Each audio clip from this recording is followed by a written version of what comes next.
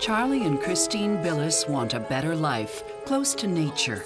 My mom and my dad just fell in love with it up here, like the scenery and just fresh air, too. It's a healthy, quiet, and safe place to live. Until an accident quashes their dreams and unleashes a secret. I wanted to make sure I had some sort of evidence to back me up. A secret one of them will take to the grave. If he attacked me, I tried strangling the guy. Don't touch me! She couldn't take it anymore. She couldn't live that way anymore. Love may be blind and marriage bliss, but divorce is murder.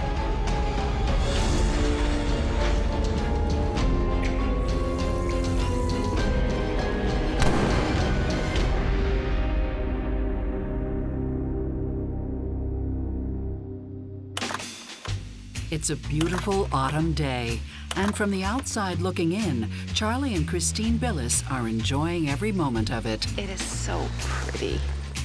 Well, the Northeast Kingdom is a very rural area. In fact, it's the most rural area of Vermont. It's a healthy, quiet, and safe place to live.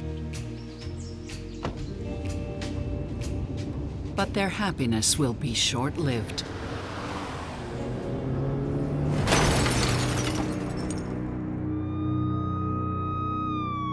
The vehicle just veered off the road and struck the tree almost head-on. Christine and Charlie's lives hang in the balance. My wife told me about the accident. She had heard it on the radio, and we were pretty shocked. No one knows the cause of this terrible accident in what looks like a perfectly happy marriage. But things are never quite as they seem. Charlie and Christine Billis are newcomers to Derby Line. They have a daughter together, 5-year-old Caitlin. Mom, Dad, look what we found in the attic! And they're raising 10-year-old Karina, Christine's daughter from a previous relationship. He was technically my stepdad, but he raised me since I was about 3 years old, so definitely consider him my dad. Little piggy, let me come in. They were pretty great parents. Made sure that we always had what we needed. As parents, the whole focus seemed to be on raising their children and loving their children. There was a lot of humor, a lot of laughter. Oh, Farmer Brown. This isn't what I found. You remember that? The couple has been together for 7 years and married for 6. They met through church. They were both part of the congregation. That was a happy day, wasn't it? Yeah. We did good, didn't we? We did good. They date for about a year before Charlie pops the question. They were just doing dishes, doing housework, and he was like, hey, you want to get married? And she was like, yeah, that sounds really great. After saying I do, they live in Massachusetts and spend holidays in Vermont. Who wants pie? I do. So this move is something they've been dreaming about. My mom and my dad just fell in love with it up here, like the scenery and just fresh air, too. To the people of Derby Line, the newcomers fit right in. They enjoyed it because of the beauty of the area, the church, their friends. Christine doesn't mind that Charlie, at age 53, is a full 15 years older than she is. No, She also doesn't mind that the Greek expat is nearly blind. My dad had been legally blind since he was born. No, look, I'll get it right this time. Well, Charlie could see, but it was difficult for him to be able to sit down and read a newspaper or a magazine. He would actually have his daughters read him news and stories, and he subscribed to the visually impaired services. Christine still finds Charlie's large, charismatic personality as refreshing as she did on the day they met. I think what my mom found attractive about my dad was the fact that he was really motivated and really sociable person, too. He was really friendly and outgoing. And he's still crazy about her sense of humor. I'm sorry. Did I ever tell you girls about the time that Daddy spilled ketchup on my white pants? We've heard that story. Thank you. My mom was really funny person, too. Just always, like, ready to make jokes. And my dad was sort of serious, and my mom was not serious at all, so just having them put together kind of made pretty good combination. The family lives off of Charlie's government disability checks and the extra money he makes repurposing and selling old furniture online. He was really good about, finding junk and restoring it and selling it. He's very resourceful.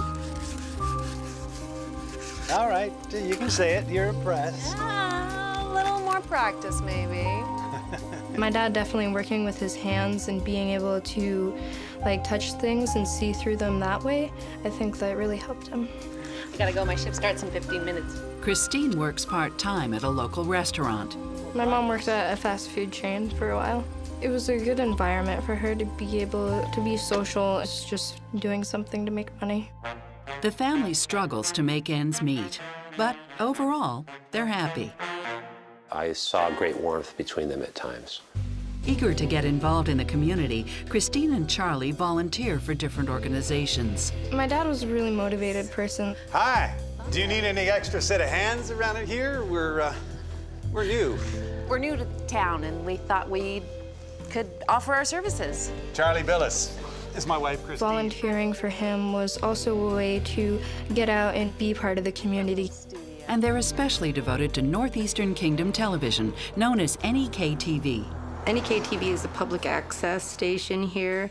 They record city council meetings, sometimes, kids' baseball games, things like that.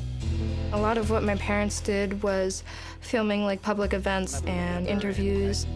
Charlie has such a knack for interviewing people that within months, the station manager gives him his own talk show. Welcome to a new show. It's New Stars. This is your host, Steve Merrill. I'm your co-host, I guess, Charlie Billis. Open Forum was his idea where people can come in and they can talk about issues that they're having in the community or upcoming events or anything like that. We'd like to say this is our second episode. We hope you saw the first one, because if you didn't, we're coming to your house and I'm gonna cane you.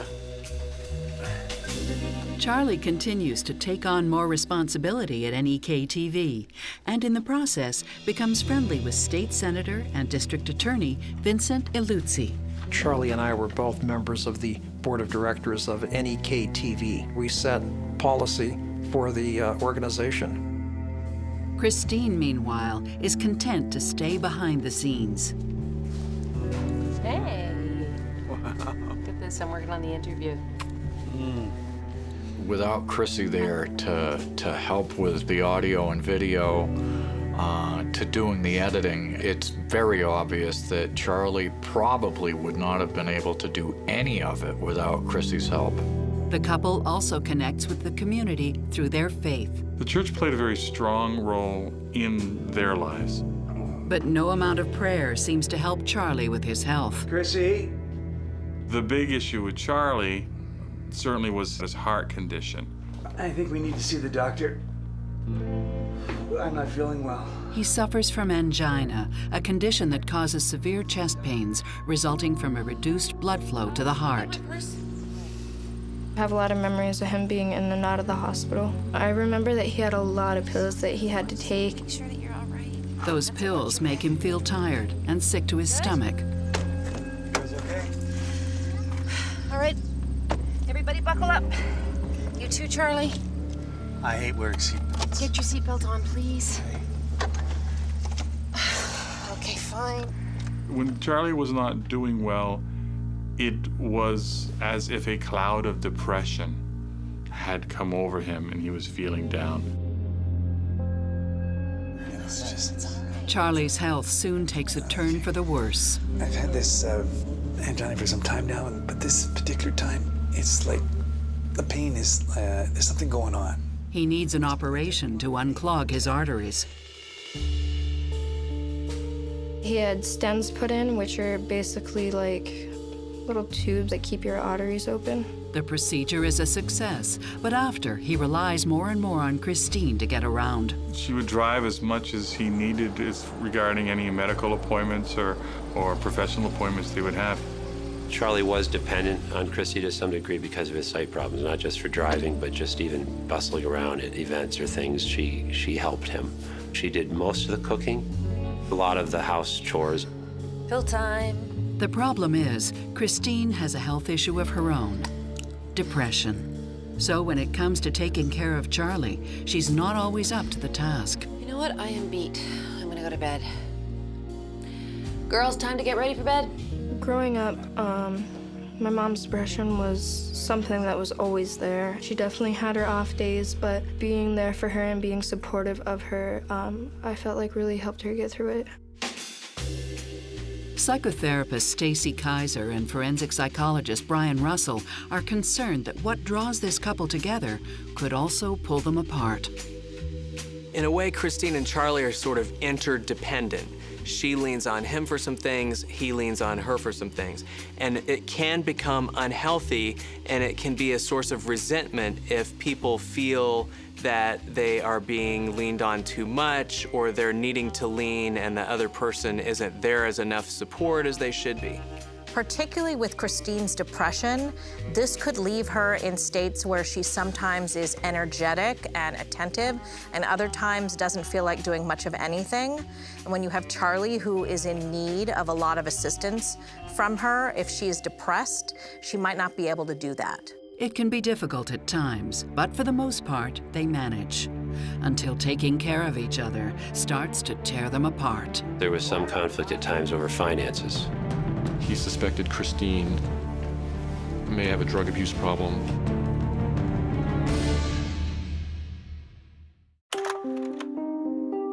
Charlie and Christine Billis have worked hard to build their dream life together in Derbyline, Vermont. But just 2 years after settling into their new community, their health issues are starting to eclipse their happiness.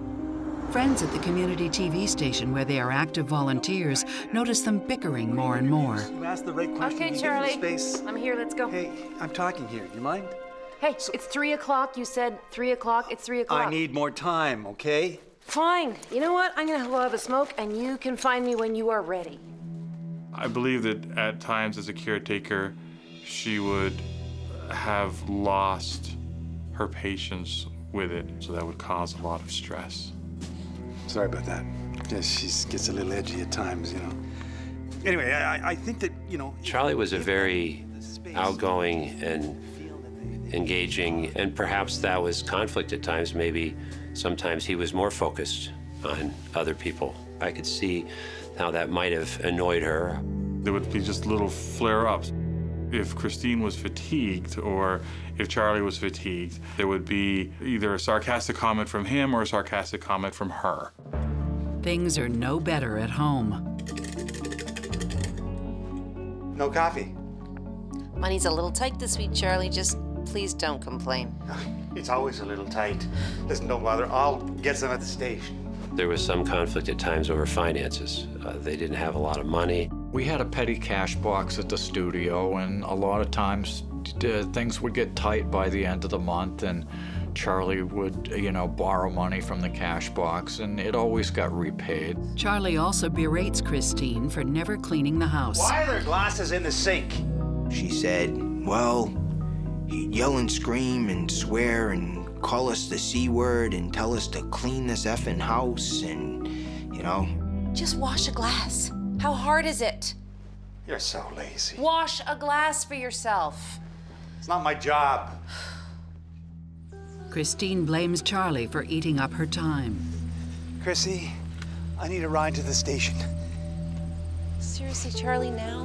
There is no bus, subway, or other public mode of transportation in the Northeast Kingdom. In fact, in most areas, there's not even a taxi service. And so he relied on her to get him around. He was a little bit older than her, and he might have expected too much of her. But Charlie notices Christine seems to have plenty of leisure time to chat up their neighbor.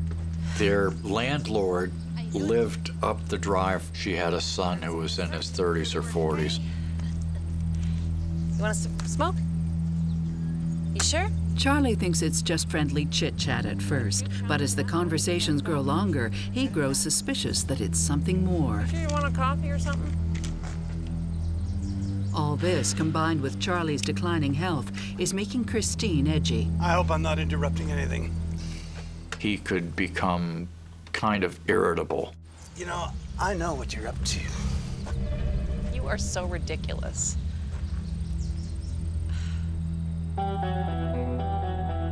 To help her cope, Christine often smokes marijuana after the kids go to bed. She told me that Charlie didn't approve of her smoking weed, but he allowed it, and his only agreement with her was that she had to do it outside, and no way, shape, or form let her daughters see her doing it. But these days, she's lighting up more often, and it's starting to bother Charlie. Chrissy, I wish you wouldn't smoke so much. It's not a big deal, Charlie. Just get off my back, okay? He said that she would just smoke in the morning and then she didn't do any of the housework or dishes or cooking and neglected everything and just watched TV all day and just kept smoking pot. And that's not the only thing that Christine is using to take the edge off. He told me that Chrissy had taken his pain meds while he was asleep by removing them from his pocket. His pain meds contain morphine. He mentioned the fact that, you know, I have enough problem trying to keep my pain meds so that when I need them, they haven't all been gobbled up by her. One night, Charlie notices the pills are nearly all gone, and he confronts Christine. He suspected Christine may have a drug abuse problem.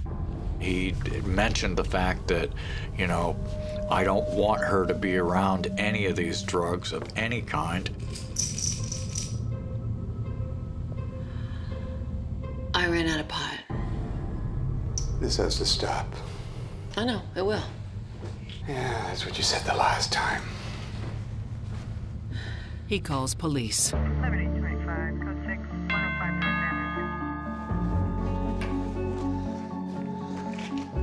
Charles Billis had called the state police barracks and actually spoken with a trooper to tell the trooper that he suspected her of taking the morphine pills. Trooper provided Mr. Billis with some numbers for support services in the state of Vermont to see if she could get maybe some sort of counseling. I can't believe you called the cops. Christine agrees to get help.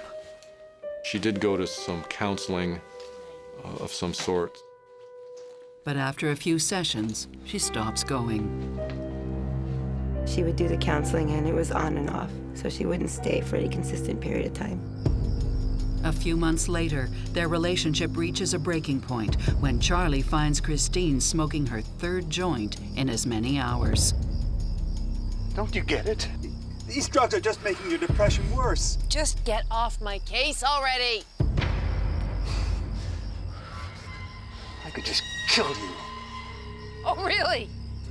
Let's just see how you would manage without me.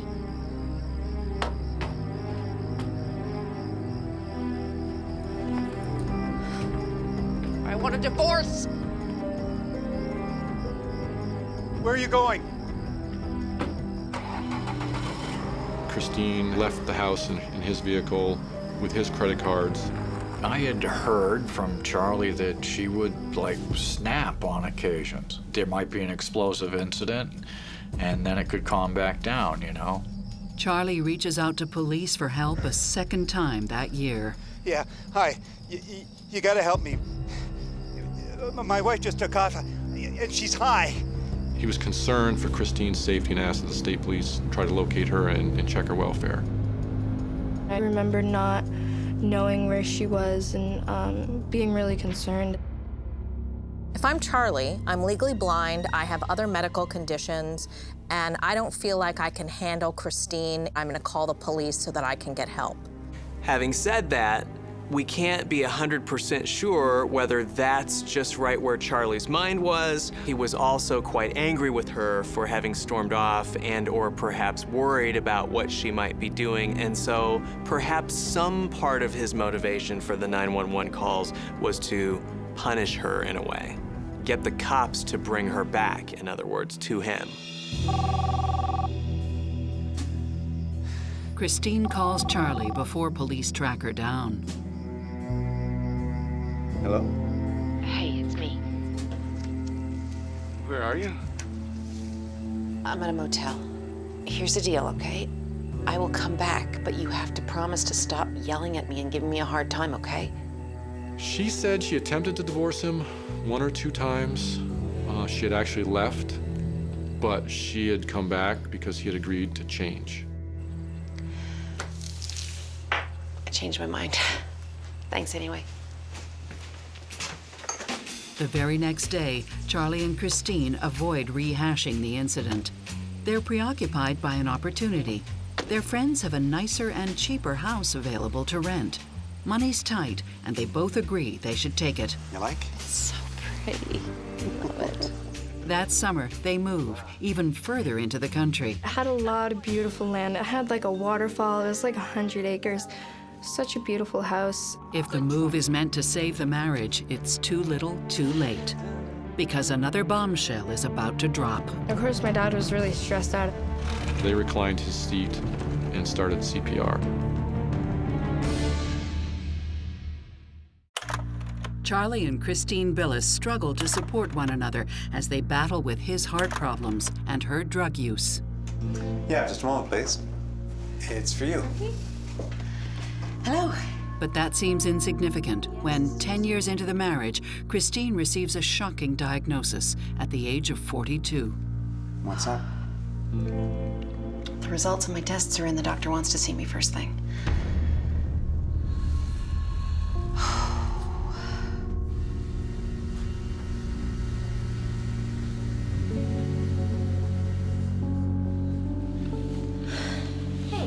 Hey, girls, your mother has something to tell you.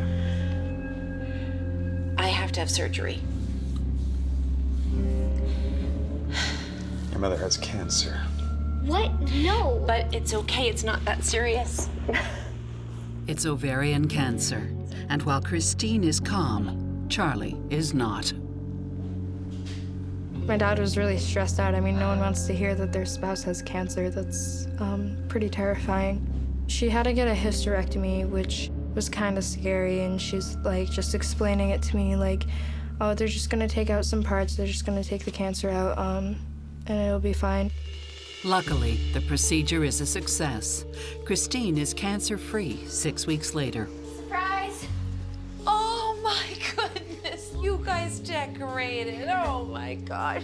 Christine and Charlie set aside their differences and pull together through her recovery. My dad was definitely probably one of her main caregivers while she was recovering. I mean, he would be making her dinner, walking her around, putting on movies for her. And you put my bed right here in the living room. That's great. But as Christine's body heals, her mind does not. Hysterectomy definitely impacted her depression. After the surgery, women are thrown straight into menopause. Being put into menopause caused a complete downward spiral of him from basically being just semi-depressed some of the time to being completely depressed. My mom was put on medication for insomnia and the antidepressants as a way to help her cope. I believe that she might have also been given estrogen for a while in an attempt to help stabilize the lack of hormones. Please do not touch me, Charlie. I'm not feeling good. But despite all of the medication, her symptoms only seem to get worse. After these medicines and after this surgery, she's a very sad person, very withdrawn too. A month after surgery, she reaches rock bottom. She's thinking about suicide. She wound up actually having suicidal ideation, and she wound up in the hospital. She did seek some help for her medical and mental health issues. Darling. After 5 days, Christine is discharged. After she came back from this stay at the hospital, I'm not sure if she seemed like better per se, but she did seem to deal with it better. I mean, she still wasn't this happy, bubbly person that she used to be, but she wasn't, this person who was crying all the time either. Doctors refer her to a counselor, but once again, Christine doesn't stick to it. My mom just started all these counseling sessions and stopped them, like, seemingly suddenly. because they just weren't working for her. Instead of turning to her counselor, Christine reaches out to friends for support. Hey, how you doing? Like Stephen Merrill, a producer at NEKTV. What are you working on? I'm just working out the numbers for the next project. She started showing up and acting, how could I explain this? She was acting kind of like Goofy. If I can help you. She had come over to by herself, 2, 3, 4 times, at least.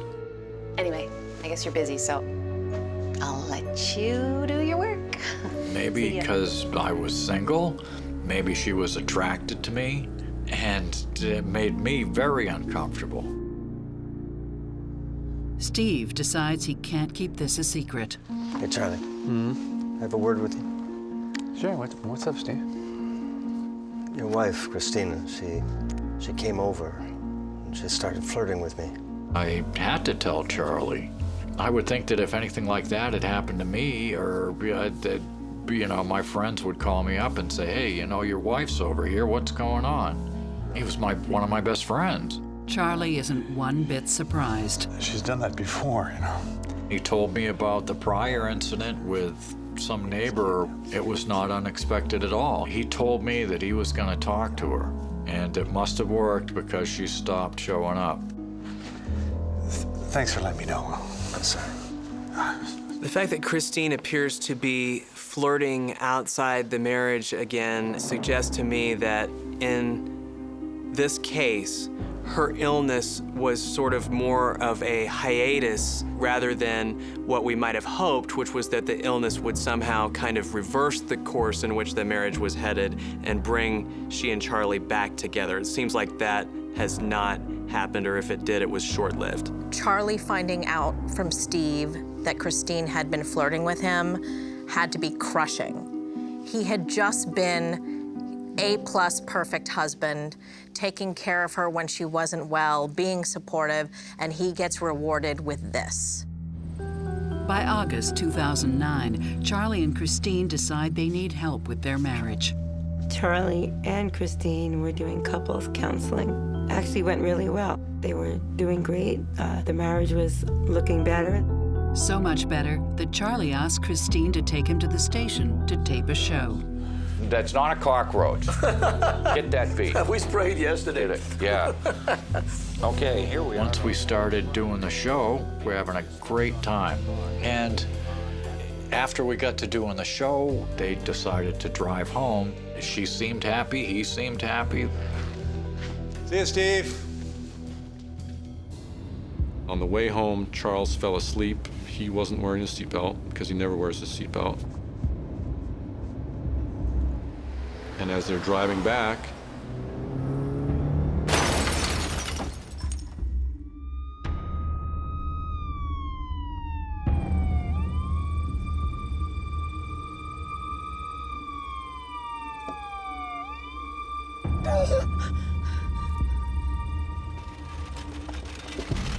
witnesses helped Christine out of the vehicle. She was seatbelted in the vehicle.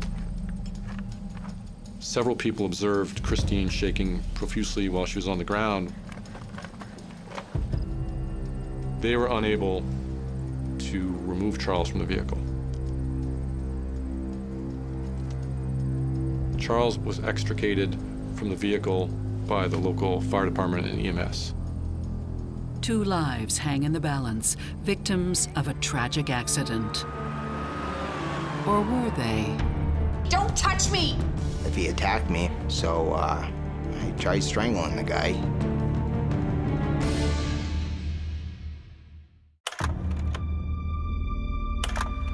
Charlie and Christine Billis are rushed to the hospital after a tragic car accident. Miraculously, Christine's injuries turn out to be minor.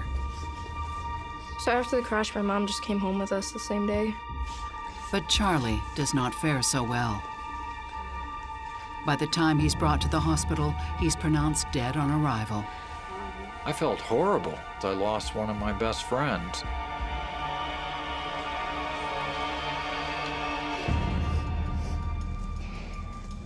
I was very saddened It was a tragic way for anybody to die as well, so it was very heartbreaking for us. I'd like to say that I handled it well. I really didn't. I was crying, she was crying, and it was kind of a mess.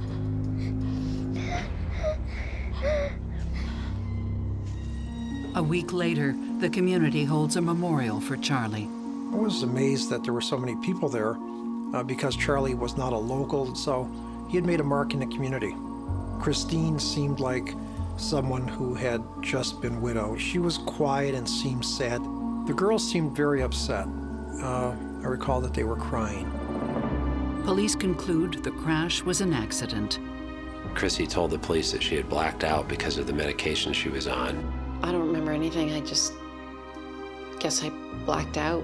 One second I was driving, and the next I was in the hospital. And after reviewing medical records and speaking with doctors and witnesses and interviewing Christine herself, the cause of the crash was listed as an accident. Signature here. Absolving this all responsibility matter. The next few months are tough in the Billis home. You know, my sister and my mom and I basically managed like I think any family would, you know, a lot of comfort food, a lot of time together, watching movies, eating pizza, just kind of being there.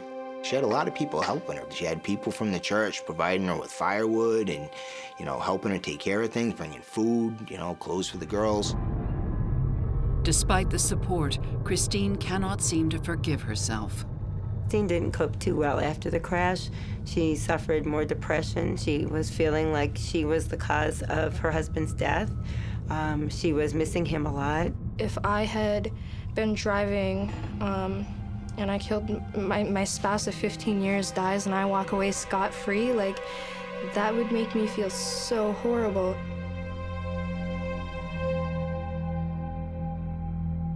Christine's reaction to accidentally killing Charlie is a very normal one. She's suffering from survivor's guilt.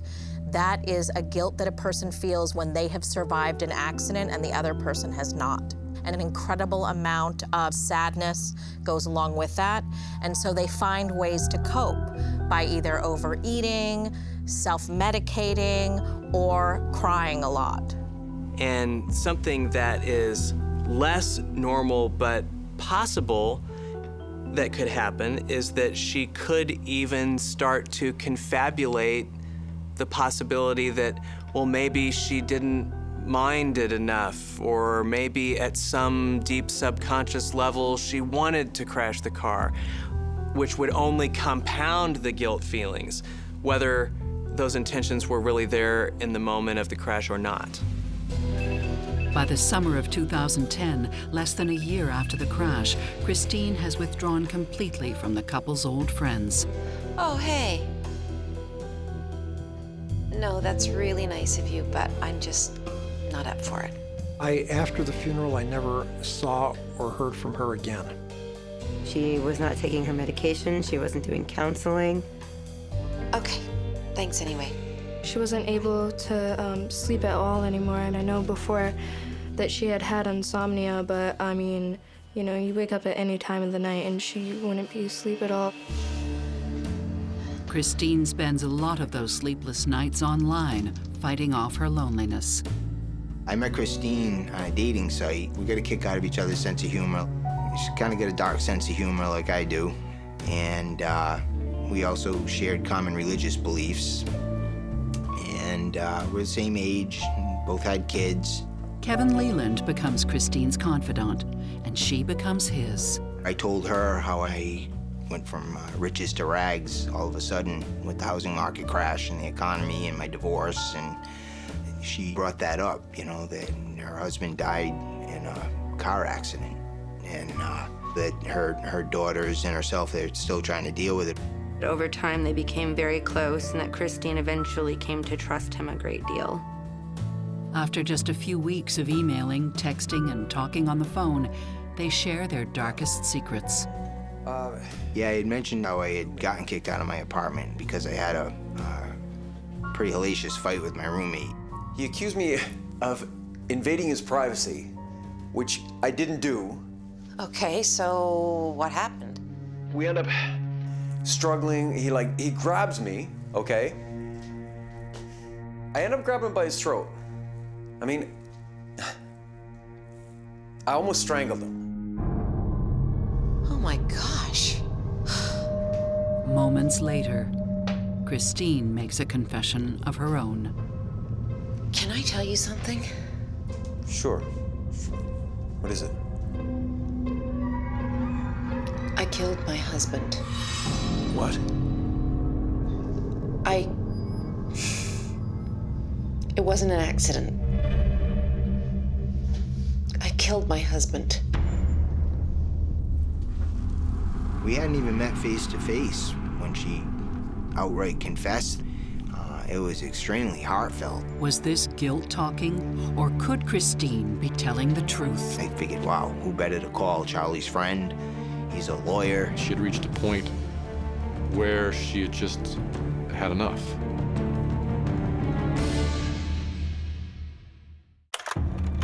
Widow Christine Billis tells her new friend Kevin Leland that she killed her husband Charlie on purpose. But he doesn't know if he should believe her. Yeah, instead of hanging up the phone and calling the police or just running away from the thing, I decided to learn a little more about the situation. Kevin decides he needs to tell authorities what happened, but first he needs proof. It was about 8 weeks later that I finally brought a tape recorder and recorded a confession. I wanted to make sure I had some sort of evidence to back me up, you know, that being a tape recording. Testing, 1, 2, testing. Testing, 1, 2, testing. Kevin's plan works. He gets Christine to repeat her confession on tape without her knowledge. It wasn't an accident. I killed my husband. I was a nervous wreck getting this first tape recording, but I think I covered it up pretty well. Armed with the incriminating recording, Kevin approaches someone Christine has brought up casually in conversation. Vince Aluzzi, Charlie's friend from NEK-TV. Kevin Leland called me and said that he had information that Charlie Billis's death was not accidental. Took months of finding a way they couldn't prove it. Months and months. And you think it won't come back to you? Absolutely. Well, I was shocked, and so my initial reaction was one of great skepticism. And then, of course, once he revealed that he had audio tapes, I immediately notified the director of the Vermont State Police. Detective Annis, I have something I think you need to hear. So I made an appointment to meet with Kevin. Mr. Leland? Yeah. You have something for me? Yeah. Well, I'll give it a listen. I listened to what he had obtained for recordings from Christine on his own. Christine's comments to Kevin definitely suggest she intended to murder Charlie. Christine, have you ever thought that maybe you might just confess? Are you crazy? Are you insane? No, that is not an option at all. If you go to the police, if you tell them what happened, maybe it will go better for you. This is going well for me now. I tell them I am. Forget it. She's like, well, you know, that's what happened. You kill somebody, you go to jail. The recording is compelling enough for police to reopen the case. And they need Kevin's help. Mr. Leland. Detective. It's good, it's real good. But it's not enough for a conviction. I need more. Despite the fact that Kevin had provided recordings to the police, they needed recordings that were legally admissible in a court case. So they asked Kevin to go back, talk to Christine again elicit confessions from her, but this time recorded with a search warrant in hand. But this time, Christine does not confess to crashing the car on purpose. It was all in that first tape recording. I never, even under a warrant with all the subsequent tape recordings, never got a confession as clear and as good as that one. So after waiting 3 months for Kevin to record a full and admissible confession, Detective Annis decides to go straight to the source. We had to do something to get things moving a little bit quicker. Good afternoon, ma'am. I'm Detective Annis. I would like to ask you some questions. When I spoke with Christine, she couldn't remember anything about the crash or anything after the crash. So I told her that I'd obtained search warrants and I'd been listening to her phone calls. And I also told her that I heard her tell people that she intentionally crashed the vehicle to kill her husband and possibly kill herself. People are wondering whether it was in fact an accident or not. Someone has come forward and said that possibly it... That's ridiculous. Who did you talk to? Look, there are people in the community who talk, but they don't know anything. The police pressure continues. It's April 25th, 2011 at 10:30 hours. I'm here with Christine Billis, correct? Yes. Go ahead and state your name. Christine Billis. I'm sure you still miss him, and I'm sure you loved him. I need to hear what happened. You need to be honest with me, and we can do what we can to... I feel guilty.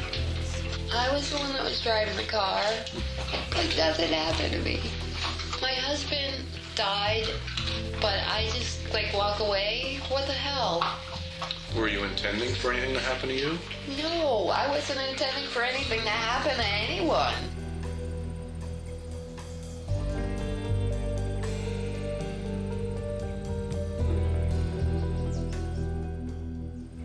Then, 6 weeks after the first visit from the police and 2 years after Charlie's death, Christine decides she has something to tell them.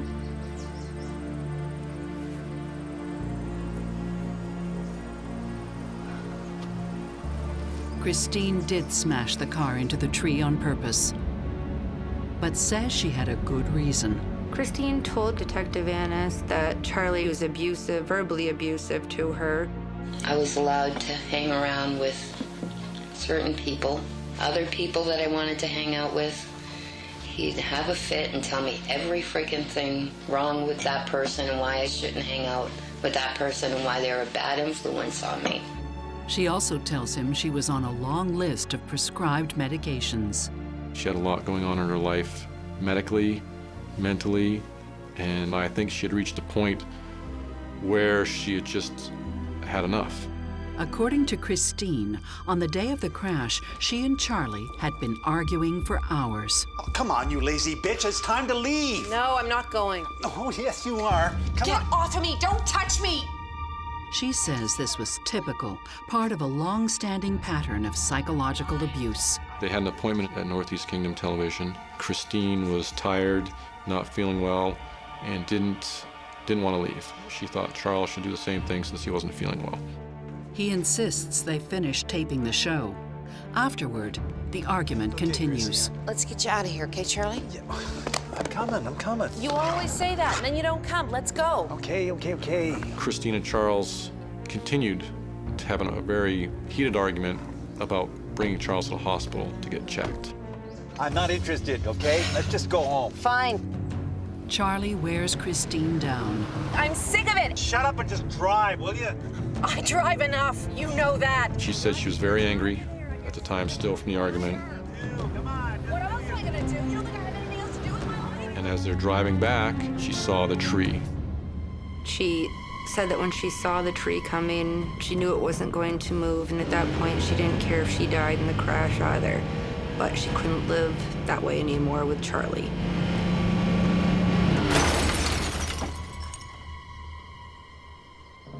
To police, the crash finally makes sense. There was no other reason at the time they could think of where this vehicle would have gone off the road and collided with a tree. But what doesn't make sense are Christine's claims of abuse. Christine did say during one of the interviews that she was in fear of Charles, that he had made comments to her that he could kill her and bury her. There was nothing like that I substantiated anywhere else. My dad was a really loud person. I don't think I'd really think of him as abusive. In June 2011, police charged Christine Billis with homicide in the first degree. Her attorney eventually worked out a plea agreement whereby Christine would plead guilty to manslaughter. Christine was sentenced to serve 15 years. I think she was a woman who was at her wit's end. Charlie wasn't well. He was getting sicker. She had just recovered from a sickness herself, and she needed a way out. And the only way that she thought that she could get out would be to kill him. So that just suggests that she's got sociopathic traits, but that isn't the sole explanation for what happened. The pure sociopath doesn't feel guilty about much of anything they do.